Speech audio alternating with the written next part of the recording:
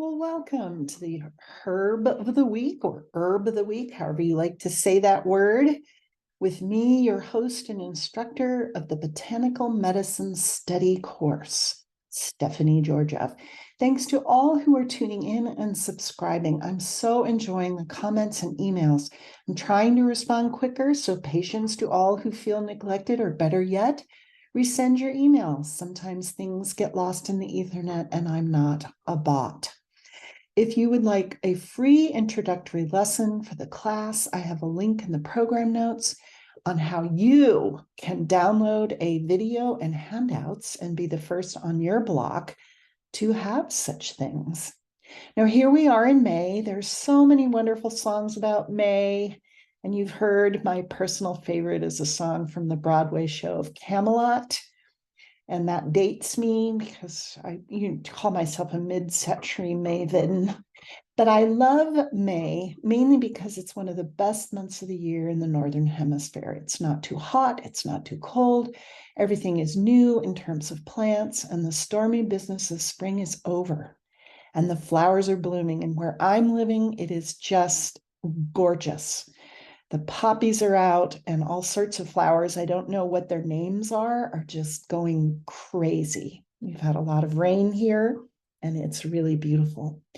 Now, flowers are, to me, one of the most amazing aspects of nature, how they're designed and their purpose. And flowers are, in an evolutionary sense, are actually quite spontaneous. When we look at fossil remains and we date things according to science, we sometimes see that it takes a while for different things to be introduced into the environment or the ecosystem. Well, flowers are different. It seems like one century there weren't any flowers, and the next there were. And I just think that is so delightful. So for this week's Herb of the Week, in our medicinal flower series, we're going to be exploring honeysuckle. And I'm going to quote the Woodland Trusts website from the United Kingdom, and I have a link to their incredible website. I definitely recommend checking it out, but I just loved their quote on their introduction to honeysuckle. And it says, "Twining scented woodland stunner. This trumpet-light flower is a paradise for wildlife with its sweet, heady fragrance, calling to nearby species, particularly on warm summer evenings." Now, I don't think I've ever read anything so inviting about a flower ever, but leave it to the English to use their words in such a melodious way. Now, Lonicera parasolminum, which is the Latin binomial for this, and it's quite a mouthful. The common names for this flower are honeysuckle, common honeysuckle, European honeysuckle, and something I've never heard of, but it's what they say in the literature. It's called woodbine, and it's a species of flowering plant in the family of Caprifolaceae, which is native to much of Europe, North Africa, Turkey, and the Caucasus. And it's found as far north as Norway and Sweden and Finland. Now, the Caprifolaceae, or the honeysuckle family, is a grouping of dicotyledonous flowering plants. And for those of you who don't remember your biology classes, go back to your notes because you should know what dicotyledon means. And this family has 860 species. And the family is pretty much all over the planet wherever there are flowering plants. But there are centers of diversity in North America and Eastern Asia. But we don't find this plant in tropical or southern Africa. So it's kind of special to our northern hemisphere. Now, the leaves are a deep golden and deep green and oval, and they either have no or very short stalks. And the leaves, as you can see from this drawing, are arranged in pairs and are opposite each other. The flowers, excuse me, are cream trumpet-like in shape, and they're cream colored, and they can turn yellow, orange, and sometimes they have a red or a pink flush. And for those of us who did not know, and I'm one of them, there is actually a fruit to this flower, and it's red berries which ripen in autumn and are quite tasty to several types of species. Now, the plant is usually pollinated by moths or long-tongued bees and develops bright red berries. And dormice, which I don't know what those are, but apparently they make summer nests for their young from honeysuckle bark. And these dormice also eat the flowers, which are a good source of energy-rich nectar. Now, night-flying moths, such as the hummingbird hawk moth, which I have seen when I lived in Albania, and they are incredible. Now, something about the Americas is that's where hummingbirds live, and they don't live in other parts of the world. And so I guess nature felt sorry for the Europeans, and so they gave them the hummingbird hawk moth as a substitute. And it is an amazing being. I hope you get to experience them because they look like mini hummingbirds. They're really interesting. And they have an incredible sense of smell. They can smell honeysuckles from a quarter of a mile away. And the clusters of red berries are eaten in the autumn. And the birds that really like them are thrushes, bullfinches, and warblers. Now, there are more than 175 different species of plants that are commonly referred to as honeysuckles. But the most well-known ones are pictured here. And these are also the ones that are used medicinally. And the one on your left is Lonicera japonica, which is the Asian variety. And the one on the right is the Lonicera paracilminium, which is the European variety. And both of these are used for medicinal purposes. And here's where these Latin terms are really important, because if you want certain things to happen, if you take them, you need to make sure that you have the right herb. Now, there's more information on the japonica, as it's a commonly used herb in traditional Chinese medicine and other forms of Asian medicine. And in traditional Chinese medicine, it's called Jin Yin Hua, and Hua in a name means flower. And the Lonicera japonica is in many formulas. And in olden times, it was once believed that if honeysuckle grew around a home's entrance, and this is more the Western variety in the Western culture, it would bring good luck and stop any evil spirits from entering. And it's also been considered a symbol of fidelity.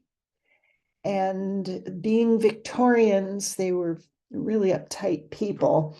And young girls were banned from bringing honeysuckle into the house because it was believed that the strong smell would make them have suggestive dreams. So the Victorians just didn't even want people thinking or dreaming about certain things.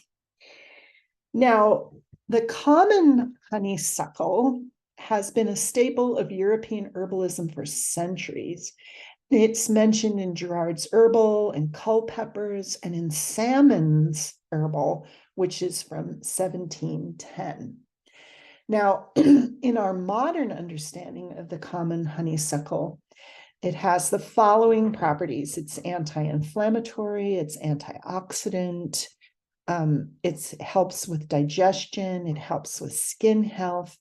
It has antimicrobial properties, it normalizes blood sugar, and it aids in reducing blood pressure.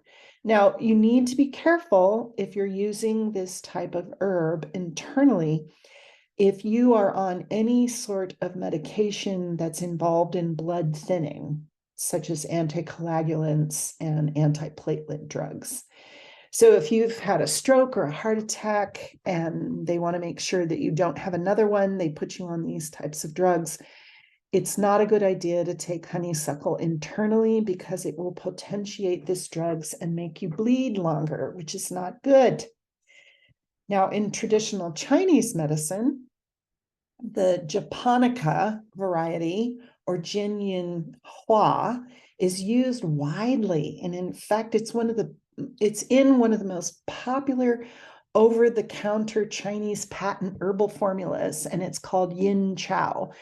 And if you go into your herb section of your health food store, and sometimes even in drugstores, they're starting to carry herbs in sections. Yin Chow is usually in the cold and flu selections. There's sections, cold and flu sections, and you can purchase this over the counter and take it internally. And again, if you're recovering from a heart attack or a stroke, I don't suggest you do that. But Jinyin Hua is the main herb in this formula, and it's really good if you take it right at the beginning of a cold where you have like a sore throat and a fever. Now, the Yin Chow is available in tablet and capsule form from health food stores. And if you want a real great experience, you can go to a Chinese herb store if you have one in your neighborhood, and they can make you up tea packets that you can boil and take. And it doesn't taste bad, actually. I think it's good. So Jinyin Hua is in the classification of herbs that clear heat and relieve toxicity, and it is sweet and cold. And it enters the large intestine, the lung, and the stomach. And as the classification states, it clears heat and relieves fire toxicity. And most of us would understand that as anything that is hot, red, swollen, or if we have a fever. And therefore, it's good for hot, painful sores, and swellings. It expels externally contracted summer heat, and it clears damp heat from the lower burner, which shows up as dysentery and painful urination. And in Chinese diagnosis, the lower burner is basically anything to do with your urination. Basically, the middle burner is digestion, and upper burner is your lungs, breathing. So for those of us in more temperate climates, we do not really understand the term damp heat, but I will express to you what this is like. I attended the 5th United Nations Conference on Women in Beijing, China in September of 1995. And this was the first time I understood damp heat. I have never experienced that sort of hot, humid weather ever, where one is sweating like whatever quite damp creature you can think of. And I was drinking water like crazy, but I was not urinating because of all the intense heat. I was just sweating and it was just sticking on my body. I've never been that miserable. And let's say I understood hot, painful urination because of this experience. And Jinyin Hua would have been quite a welcome herb, let me tell you, but they had us in the middle of a swamp and there weren't any herb stores available. Now, here's more. The information on the chemistry of Japonica is much more complete than other types of honeysuckle. And so I'm not even going to try and pronounce these, but you are welcome to use them in your next Scrabble game, or if you design different types of word puzzles, these will be a real stumpers for whoever wants to do that. But there are organic acids, flavonoids, and volatile oil. And there are 3 major classes of bioactive compounds that are found in Japonica. And what they've shown is that these have antiviral activity against several flu viruses. And it's an important chemical constituent with a novel skeleton structure of a cyclic peroxide. So for you people who are developing drugs or vaccines, you know what I'm talking about. Now, if you're going to take honeysuckle, make sure what kind you are taking. Are you taking Parasilmonum or Japonica? Now, the common honeysuckle is usually available in tea, tincture, essential oil, and also as a flower essence. And it's, good for all the things we said it was good for. Now, the Japonica is usually labeled quite well. It's either the Latin term or it's called genuine Hua. You can see that in one of the tincture bottles that I showed you on the slide, and it also is available as a dried flower. And you can get this as an individual herb or a tincture or as a freeze-dried tea powder, the genuine Hua. The common honeysuckle, you can only get that as, I've never seen it as a freeze-dried tea powder, but it is available as an essential oil and also as a flower essence. And if you take the course, we'll go over many of the different flower essences because they're much different than taking the herb as a tincture, tea, oil, or capsule. Now, honeysuckle is a wonderful plant to have in your garden. For fragrance, to attract pollinators like butterflies, bees, or if you're in North America, you'll get some hummingbirds. Everybody else gets the hummingbird moth. And since it's a climber, it's good to plant on a trellis or up against a wall for the full effect. I've given a link in the program notes on how to grow this delightful plant. If you want to grow it to have medicinally, I suggest the Japonica variety, which is also widely available. You just have to have a nursery, plant nursery that you trust and that they're giving you what you want. And you can impress them by saying you want Japonica. You can harvest the blooms. That's really the only part of the plant that's used medicinally. And you dehydrate them. And I suggest purchasing a food dehydrator. You can get little ones for under $50 American and under 40 euro if you're in Europe. And there's so many good ones on the market and they all vary in size. It just matters how much you want to dry and all those other things, because these dehydrators take a lot less energy and time rather than putting things on cookie sheets in warm ovens for like days. And it's also the dehydrators are much more efficient than drying in the air, which often does not work. Sometimes it's, you live in a humid climate and it just doesn't dry out. And your herbs become moldy or they attract flies, which will not endear you to your housemates or family. So however you wish to incorporate this delightful plant into your life, in scent, medicinally, or as a fragrant ornamental, I hope you come to appreciate this wonderful sweet herb for the many gifts it has to give. So this is Stephanie Georgia saying thank you so much for sharing your valuable time with me. And if you would like a free introductory lesson on the Botanical Medicine Study course, send me an email and I will send you a link to download the video and handouts.